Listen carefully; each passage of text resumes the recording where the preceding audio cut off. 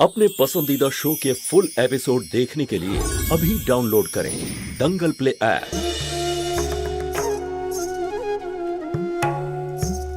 আগের উৎসবে আমি জ্যোতিকে দেখেছিলাম, মনে হয়েছিল কত শান্ত আর মিষ্টি স্বভাবের। ওর মতো মেয়েরা ভালোবাসার এমন নাটক করবে যে কোনটা সত্যি আর মিথ্যে ধরতেই পারবে না। আর আমাদের পঙ্কজ তো ভগবান ওর সাথে কি খেলা খেললেন কে জানে, চোখ দুটো কেড়ে নিলেন। আর তার উপর এই একটা চরিত্রহীন মেয়ের সাথে বিয়ে। বেচারা পঙ্কজ।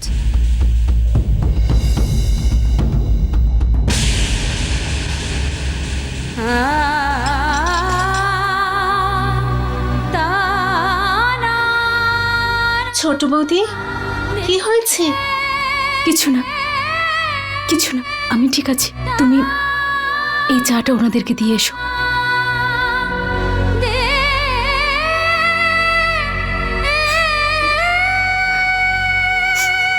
তোমার আরেক বৌমা সুধার ওপরে নজর রেখো।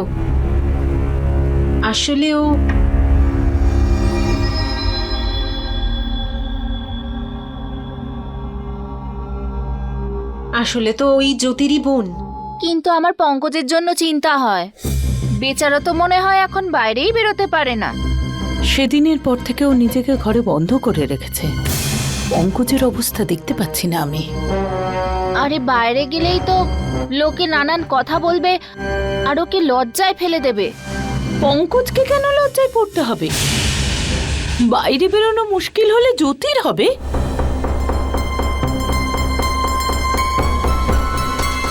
সত্যি বলতে কি, জ্যোতির কথা আমি বলতে পারবো না। কি জানে, হয়তো নির্লজ্জের মতো নিশ্চিন্তে বাইরে ঘুরে বেড়াচ্ছে, মজা করছে। এইরকম মেয়ের আবার সম্মান থাকে নাকি?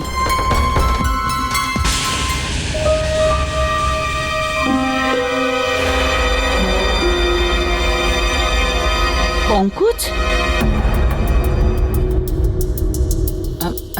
পঙ্কজ, আয় বস না।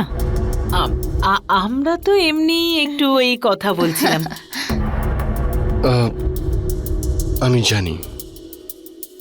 তুই কোথাও যাচ্ছিস? হ্যাঁ, কলেজ রোজই তো যাই ছোট মা। মনে হচ্ছে তুমি ভুলে গেছো। নমস্কার, আই এম সরি, আমি আপনাদের সময় দিতে পারলাম না। কলেজে দেরি হয়ে যাবে। ছোট মা আসছে। ওকে, জানি না মা নিজের বন্ধুদেরকে আমাদের পরিবারের কথা কেন বলছিল, আর তাও আবার এইভাবে। মা কি সব আজে বাজে কথা বলছিল ওদের সাথে আমার জ্যোতি দিদির ব্যাপারে। আমি তো তোমাকে বলতেও পারবো না। আর আর এই সমস্ত কথা পুরো শহরে ছড়িয়ে যাবে। সবাই তো সত্যিটা জানতেও পারবে না। বাইরের লোক তো এটাই বুঝবে না যে জ্যোতি দিদি টাকার জন্য জামাইবাবুকে বিয়ে করেছিল আর তারপরে দিদি ঠকিয়েছে। মা খুব ভুল করেছে। এইভাবে পরিবারের কথা সবার সামনে বলা উচিত নয়। আমি এক্ষুনি গিয়ে কথা বলছি। না উদয়, তুমি ছেড়ে দাও। আর তাছাড়া আমাদের বাড়ির পরিস্থিতি ঠিক নেই। যদি এই ব্যাপারে তুমি মাকে গিয়ে কিছু আবার বলো, তাহলে উনি ভাববেন যে তুমি আমার জন্য জ্যোতি দিদির পক্ষ নিচ্ছ। কিন্তু যেটা মা করছে সেটা তো ঠিক নয় সুধা। এতে সমসাময়িকভাবে পরিবারের সম্মানটাও কমছে। উদয়, ওনাকে এখন এসব কিচ্ছু বলো না। আমিও এটা ভেবে চুপ করে আছি যে একদিন না একদিন সব ভুল বোঝাবুঝি শেষ হয়ে যাবে। শুধু এটাই ভয় পাচ্ছি যে যদি বাইরের কেউ আমার বাড়ির লোককে বা জ্যোতি দিদিকে কিছু বলে, তাহলে ওরা অনেক কষ্ট পাবে।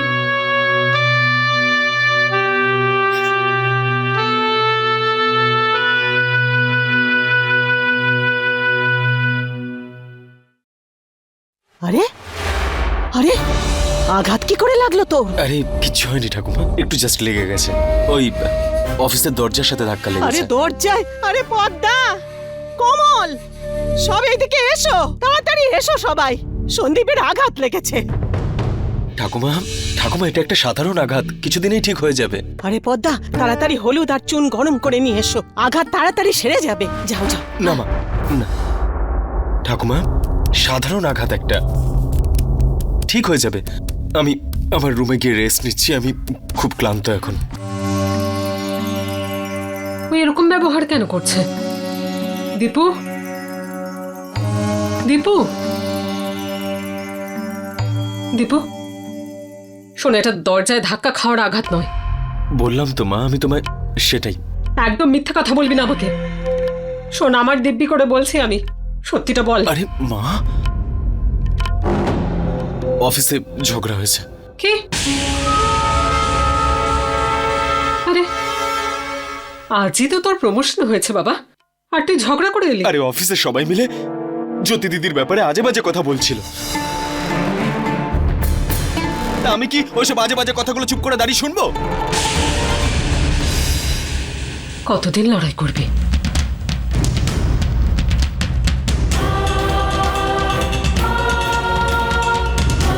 এবার তো এটাই হবে, তোকে লড়াই করা নয়, সহ্য করা শিখতে হবে। এবার তো এটাই হবে, তোকে লড়াই করা নয়, সহ্য করা শিখতে হবে। কারণ স্ত্রী যখন শ্বশুর বাড়ি ছেড়ে আসে, হাজার একটা প্রশ্নের সম্মুখীন হতে হয় তাকে, তাকে নিয়ে, তার শিক্ষাকে নিয়ে। কিন্তু এটা সত্যি নয় মা। আরে লোকজন বশিষ্ঠ পরিবারে গিয়ে নিজেদের প্রশ্নগুলো কেন করে না? সারা পৃথিবীর এটাই নিয়ম দীপু, এখানে শুধু মেয়েদেরকেই প্রশ্ন করা হয়। বশিষ্ঠ পরিবারের বাড়ির দেওয়াল এতটাই উঁচু যে লোকজনের প্রশ্ন সেখানে পৌঁছয় না। সরি দীপু,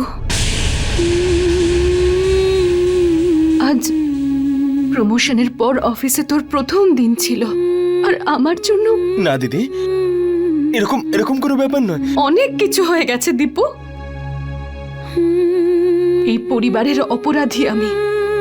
আমার জন্য পরিবারের সবার ক্ষতি হচ্ছে, লোকেরা কথা শোনাচ্ছে, অপমান করে যাচ্ছে, সব সব আমার জন্য হচ্ছে। সেই জন্য এখানে আসতে চাইনি আমি। দিদি, কোথায় যাচ্ছিস তুই? একটু কাঁদতে দে ওকে। এই পরিস্থিতির জন্য দায়ী একমাত্র ও নিজে। তুমি এসব কি কথা বলছো মা? আমি দিদিকে বোঝাতে যাচ্ছি আর তুমি কি বোঝাবি ওকে? হ্যাঁ, ভুল তো ও করেইছে, আর সবচেয়ে বড় ভুল এটাই করেছে যে বশিষ্ঠ পরিবারে বিয়ে করেছে। মানুষের সম্পর্ক যোগ্যতা দেখে হয়। যত বড় স্বপ্ন দেখেছিল তার থেকেও বড় শাস্তি পাচ্ছে এখন। মা প্লিজ, আজ না। আমি জানি না যে আমি দিদির জন্য কতটুকু করতে পারবো, কিন্তু এখন আমার দিদির আমাকে প্রয়োজন।